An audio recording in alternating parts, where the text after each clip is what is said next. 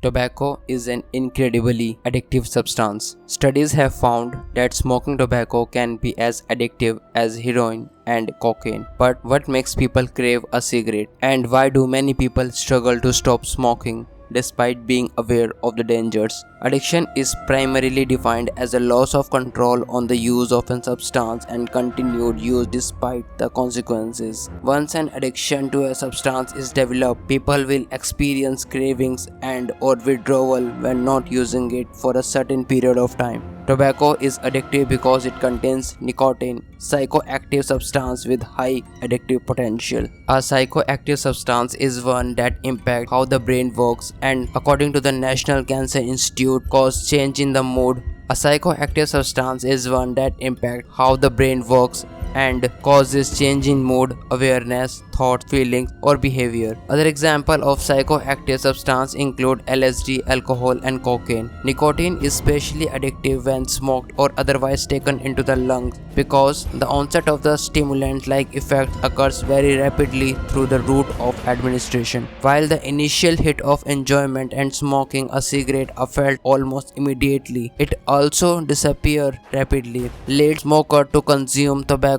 products frequently in a bid to achieve the same stimulant experience. When tobacco is consumed, nicotine level in the bloodstream spike and enters the brain. Once the cerebrum, nicotine attached to and activate the receptor that release the happy brain chemical dopamine, which makes people feel good. As a result, smokers' brain quickly come to consider nicotine as a feel-good substance and will crave it in the gaps between cigarette. Chronic smoking increases the number of nicotine receptors in the brain, which explain why addictive smokers have billions more of these receptors than non-smokers do. If someone smokes regularly for a month and year, their brain will become used to having nicotine to the end where eventually they need nicotine to function well. During period when the addicted individual does not smoke, they may experience physical and withdrawal symptoms until their brain can adjust to the nicotine absence. Such symptoms include inability of concentrate, insomnia, depression, and lack of appetite. This, among the other factors, explain why so many smokers struggle to give up the habit. People who begin using tobacco products as children or teenagers may find it especially difficult to quit, as nicotine exposure can disrupt brain development and it's easy to young smoker to get hooked. Brain imaging studies have shown that while reward system in the brain mature early, the control center in the prefrontal cortex matures slowly.